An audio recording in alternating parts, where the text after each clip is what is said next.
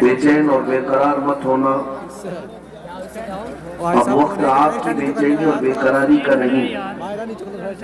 انشاءاللہ سکون و اطمینان اللہ تم پر نازل کرے گا. بے چین اور بے قرار کوئی اور ہوگا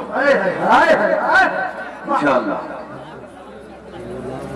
اس قوم کو، میرے مصطفیٰ کریم صلی اللہ تعالیٰ علیہ وسلم کے دیوانوں کو ذرا بیدار تو ہو لینے دو. پھر ہر قوم پکارے گی کہ محمد ہمارے.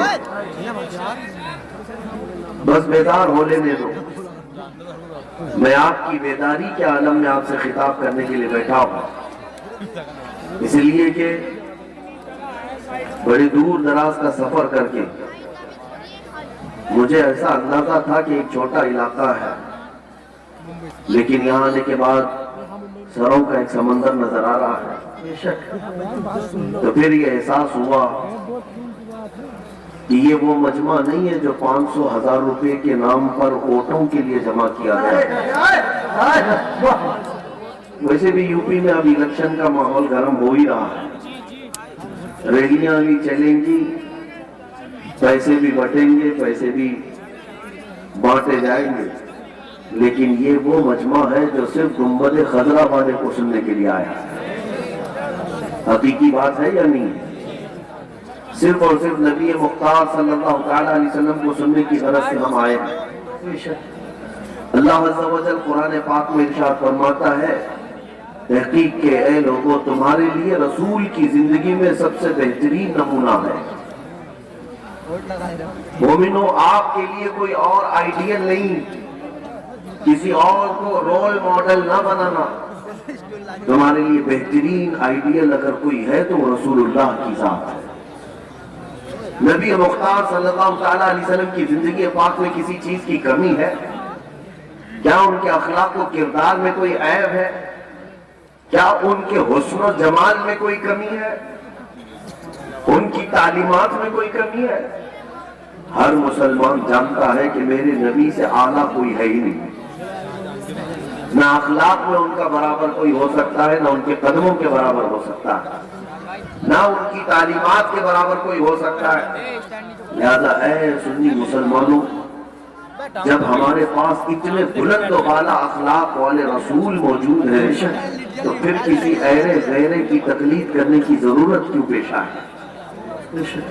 کسی اور کے فدا ہونے کے لیے، کسی اور کے فین بننے کی ضرورت کیوں پیش آئی؟ تقلید سے مراد میں یہاں مذہبی تقلید کی بات نہیں کر رہا ہوں جو حنفی شافعی مالکی حنبلی. یہود و نصارہ کے پیچھے چلنا، کفار و مشرکین کے طور طریقے کو اپنانا، مسلمانوں یہ آپ کو زیب نہیں دیتا. جس کے پاس سب سے بڑی طاقت موجود ہے وہ کسی اور کی طرف دیکھے، یہ تمہاری شان کے خلاف. آپ کو پتا ہے دنیا کی دوسری قومیں میرے نبی پاک کی سیرت پڑھ پڑھ کر کے بلندیوں کو چھو رہی ہیں. سائنس کی ترقی کرنے والے نبی پاک کی حدیثوں سے ملا ملا کر دیکھ رہے ہیں کہ ہم نے جو تحقیق کی ہے کیا وہ محمد صلی اللہ علیہ وسلم کی باتوں میں بھی پائی جاتا ہے. آپ کو میں ایک بات بتا دوں، آپ کو حقیقت میں معلوم یہ نہیں ہے کہ تمہارے پاس دولت کتنی بڑی ہے. اس سائنٹسٹ کی بات میں آپ کے سامنے کرتا ہوں جس نے سب سے پہلے وہ ڈارک سپیس، سمندروں میں، اوشین سی میں، اٹلانٹک اوشین میں ایک ایسی جگہ ہے جو اتنی اندھیری ہے کہ ہاتھ بھی نکالو تو نظر نہیں آئے گا. اتنا اندھیرا ہے وہاں پر کہ سورج کی روشنی بھی نہیں پڑتی.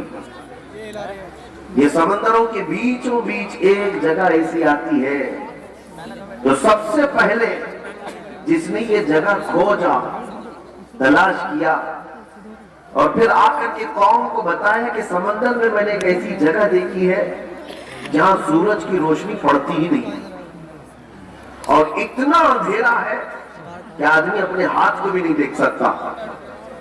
توجہ چاہتا ہوں، 18ویں صدی میں اس نے یہ انکشاف کیا، تحقیق کر کے معلوم کیا. اب جب اس نے آ کر کے یہاں یہ بات بتائی، ایک عالم دین نے قرآن کی آیت پڑھ کر سنائی.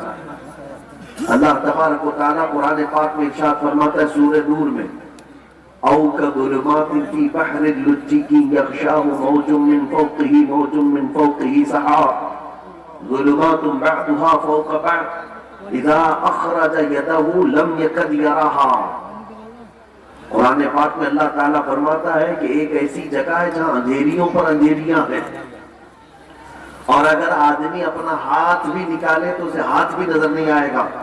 قرآن پاک میں یہ آیت موجود ہے۔ جب ایک عالم دین نے اس انگریز کو سائنٹسٹ کو یہ بتایا کہ جو تم کھوج کر کے آئے ہو 1400 سال پہلے محمد صلی اللہ علیہ وسلم نے یہ بتایا ہے، سبحان قرآن پاک میں موجود ہے، تو اس کی حیرت کی انتہا نہ رہی۔ اب توجہ چاہتا ہوں میرے عزیز، اب وہ تحقیق میں لگ گیا کہ میں سمندروں کے سفر کا ماہر آدمی، سمندروں میں اس نے زندگی گزاری عجیب و غریب چیزیں نکالنے کے لیے۔ اب جب اسے یہ پتا چلا کہ محمد صلی اللہ علیہ وسلم مجھ سے 1400 سال پہلے یہ بات بتا چکے ہیں، 1300 سال پہلے، تو اب حضور کی سیرت پڑھنا شروع کیا کہ دیکھیں ان کو سمندروں کا علم کتنا تھا، وہ سمندر کے کتنے ماہر تھے۔ توجہ چاہتا ہوں، وہ حیرت میں اس وقت ڈوب گیا جب حضور کی زندگی پڑھ کر کے اسے یہ پتا چلا کہ 63 سالہ حضور پاک کی ظاہری زندگی میں کبھی حضور نے ایک بار بھی سمندر کا سفر کیا ہی نہیں۔ رسول پاک صلی اللہ علیہ وسلم سمندر کے سفر میں کبھی تشریف نہیں لے گئے، اتفاق نہیں ہوا۔ اب وہ شخص کہتا ہے جو کبھی سمندر کا سفر بھی نہیں کیا، وہ اٹلانٹک اوشین میں موجود کسی ڈارک سپیس کی خبر دیتا ہے، تو پھر یہ اپنی جانب سے نہیں دے رہا ہے بلکہ اسے اسی نے بتایا ہوگا جس نے سمندروں کو قائم کیا۔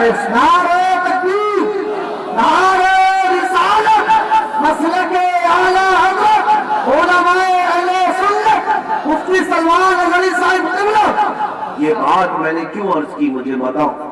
اے میرے عزیزوں، دنیا نئی نئی کھوج، نئی نئی ریسرچ کے بعد جو چیزیں لے آتی ہے اور پھر اسے ملا کر دیکھتی ہے تو انہیں پتا چلتا ہے نہیں، نبی پاک صلی اللہ علیہ وسلم نے یہ پہلے ہی بتایا تھا۔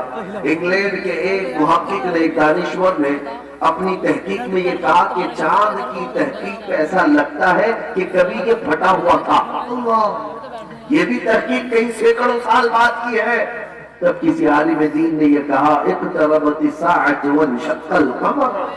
قرآن پاک میں بھی آیا ہے اور حضور پاک کا معجزہ بھی ہے کہ آپ نے اپنی انگلی کے اشارے سے چاند کے 2 ٹکڑے فرمائے۔ ان کو تحقیق 1000 سال کے بعد ہو رہی ہے، 1200 سال کے بعد انہیں پتا چل رہا ہے۔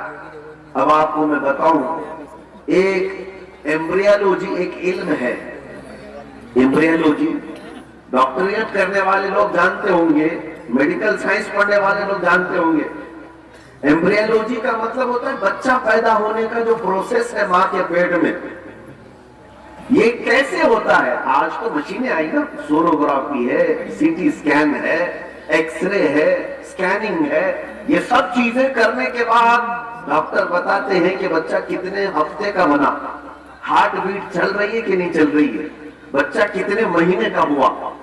یہ ایمبریولوجی کا علم جو آیا ہے یہ 15ویں صدی کے بعد آیا ہے، 15ویں صدی کے بعد آیا۔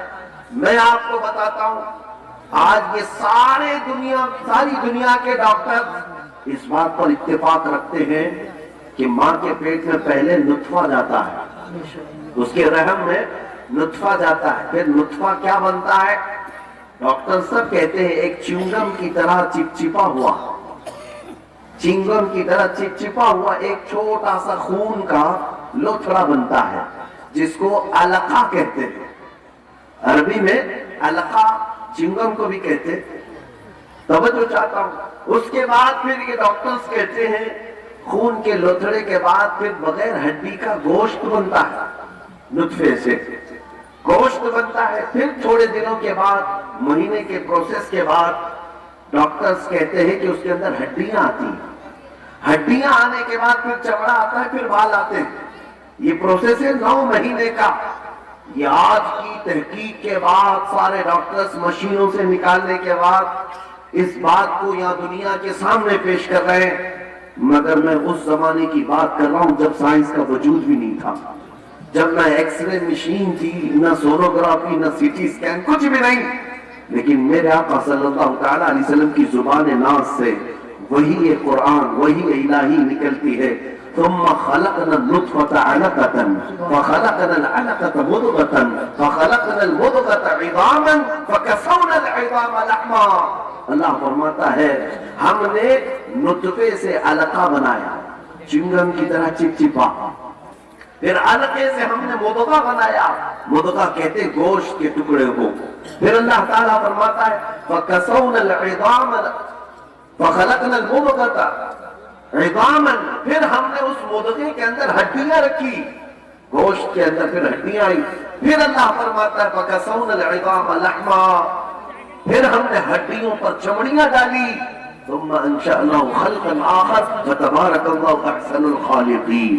میرے عزیزو، بائیولوجی پڑھنے والے اسٹوڈنٹس اگر ہیں سائنس کے، سائنس پڑھنے والے طلبہ ہیں تو جا کر پھر سے ایک بار چیک کر لینا، اور قرآن کی آیت جو میں نے تلاوت کی سورہ مومنون کی پھر سے پڑھ لینا، تمہیں پتا چلے گا کہ ایمبریولوجی کا پورا علم رسول اللہ صلی اللہ تعالیٰ علیہ وسلم کی زبان سے اللہ نے قرآن پاک میں بیان آئے ہیں، بے شک، سبحان اللہ. اے مسلمانوں، میں کون کون سی باتوں کا ذکر کروں، کتنی تحقیقات کی بات کروں.